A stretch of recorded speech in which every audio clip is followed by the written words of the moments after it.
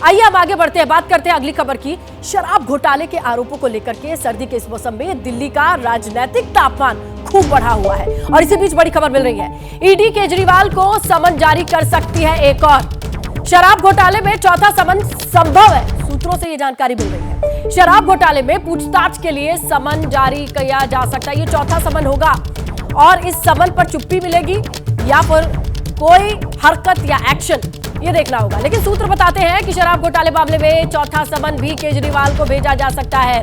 तो समन पर no action, 3 समन के बाद तो यही देखा गया और अब जानकारी आ रही है कि ईडी की तरफ से चौथा समन जारी हो सकता है कथित शराब घोटाले मामले में अरविंद केजरीवाल, और पूछताछ के लिए यह समन संभव है।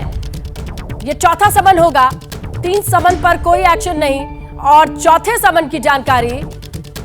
सीधा रुक करते हैं, हमारे 2 सहयोगी ग्राउंड से जुड़े हैं, मनोज वर्मा है और इसके अलावा दीपक रावत। मनोज वर्मा का रुख करेंगे और ईडी की तैयारियां किस तरीके से है चौथे समन को लेकर के जो सूत्रों से जानकारी आ रही है। मनोज, जरा डिटेल दे कि क्या कुछ है आपके पास। जी बिल्कुल, देखिए आपको बताना चाहूँगा कि ईडी के सूत्रों का साफ तौर पर यह कहना है कि 3 समन देने के बावजूद जो मुख्यमंत्री अरविंद केजरीवाल हैं वो ईडी के सामने पेश नहीं हुए हैं, उनसे आबकारी मामले के अंदर जो है पूछताछ की जानी है। अब ईडी के सूत्रों ने साफ किया है कि उनको चौथा समन दिया जाएगा और अब ये देखना होगा कि चौथे समन पर अरविंद केजरीवाल पहुँचते हैं या फिर नहीं पहुँचते हैं। लेकिन ये समन कब दिया जाएगा इसको लेकर के अभी ईडी के सूत्रों ने साफ नहीं किया है। लेकिन अरविंद केजरीवाल ने अपना प्लान पहले से ही साफ कर दिया। जिस तरीके से कल जानकारी मिली है कि अरविंद केजरीवाल 6, 7, 8 यानी 3 दिन के लिए चुनावी दौरे पर गुजरात जा रहे हैं, तो कहीं ना कहीं उनकी तरफ से साफ है कि वो यहाँ पर दिल्ली में मौजूद नहीं है। अब ये देखना होगा कि चौथा सम्मन कब दिया जाता है और क्या इस सम्मन पर अरविंद केजरीवाल ईडी के सामने पेश होंगे या फिर नहीं होंगे। दीपक रावत का रुख करेंगे। दीपक, कभी विपश्यना और जिस तरीके से कई चीजें आ रही है, दीपक से हम सवाल करें, लेकिन उससे पहले आपको ये भी बताते चले कि केजरीवाल की पार्टी बीजेपी और केंद्र सरकार पर सवाल उठा रही है, तो दूसरी तरफ बीजेपी ये कह रही है कि घोटालों के सबूत सामने है, इसीलिए केजरीवाल भाग रहे हैं। श्रीमान अरविंद केजरीवाल जी ईमानदारी की बड़ी बड़ी बातें करते थे, एक के बाद दूसरा घोटाला आया है। जितनों को उन्होंने ईमानदारी का सर्टिफिकेट दिया, कोर्ट ने उनमें से किसी को भी जमानत नहीं दी। उप मुख्यमंत्री हो, मंत्री हो, सांसद हो, आज आम आदमी पार्टी के नेता जेलों में पड़े हैं। अब तो नए नए भ्रष्टाचार सामने आ रहे हैं, कहाँ फर्जी दवाइयों का और अब फर्जी टेस्टिंग का। अब ये बात सामने है कि अरविंद केजरीवाल जी को गिरफ्तार करने की साजिश अब केंद्र ने बनाई है। क्यों बनाई है? क्योंकि लोकसभा का चुनाव आ रहा है। अरविंद केजरीवाल जी को गिरफ्तार कर लीजिए, लोकसभा चुनाव के अंदर अरविंद केजरीवाल गैर हाजिर रहें, भारतीय जनता पार्टी को उसका फायदा हो जाए। बवाली अब सवाली बन गए, जिन्होंने राजनीति की शुरुआत ही, अब ये मैं बवाली शब्द ऐसे नहीं कह रहा हूं, ये बताइए आप सबने देखा था ना कि सीढ़ी लगाकर तार काट रहे थे, यह नेता का किरदार है। 26 जनवरी के दिन धरना कर रहे थे, यह जिम्मेदार राजनीतिक व्यक्तित्व का किरदार है।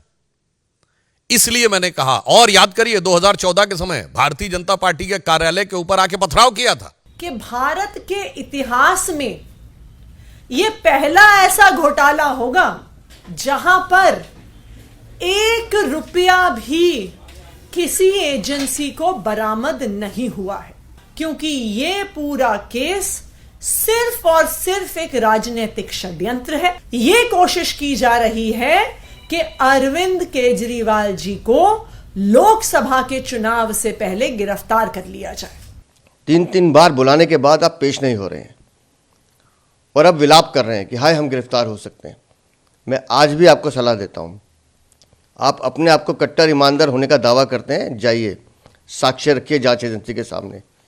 हमारे 3 नेताओं को बिना किसी सबूत के इतने लंबे टाइम तक जेल के अंदर रखा हुआ है, क्योंकि ऐसा इसलिए है क्योंकि भाजपा नीतियों में अरविंद केजरीवाल जी का मुकाबला नहीं कर सकती और लगातार ऐसी कोशिश उनकी जारी है। हम लॉ का पालन करने वाले लोग हैं, हमने लॉ को हमेशा सम्मान दिया है। हम चाहते हैं ईडी भी लॉ का पालन करे और लीगल प्रॉपर समन्स भेजे, हम उसका कानूनी तौर पर जवाब देंगे। तो बयानों से आपको पूरा टाइमलाइन समझ में आया होगा कि क्या क्या कहा जा रहा है और क्या क्या एक्शन लेने की तैयारी हो सकती है। इसीलिए दीपक रावत का रुख करेंगे। अब ये बताइए कि समन पे समन, अगर एक और समन आ भी जाता है तो समन का कोई तोड़ नहीं, जवाब देने की कोई जरूरत नहीं। आखिरकार चल क्या रहा है आम आदमी पार्टी के जहन में?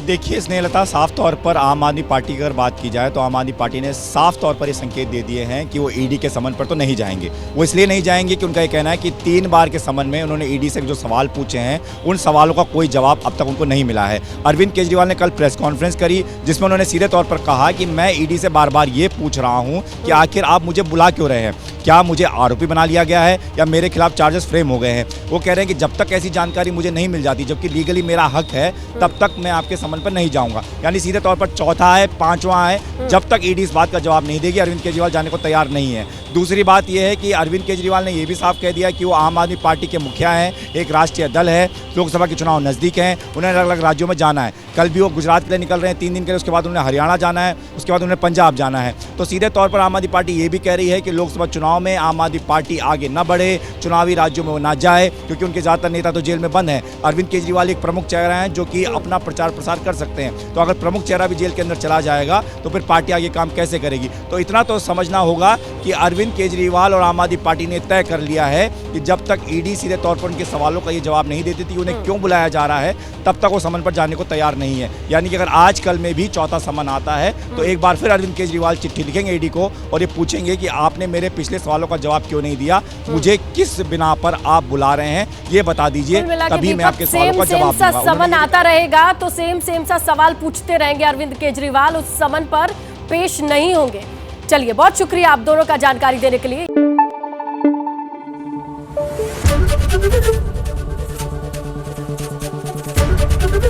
एबीपी न्यूज आपको रखे आगे।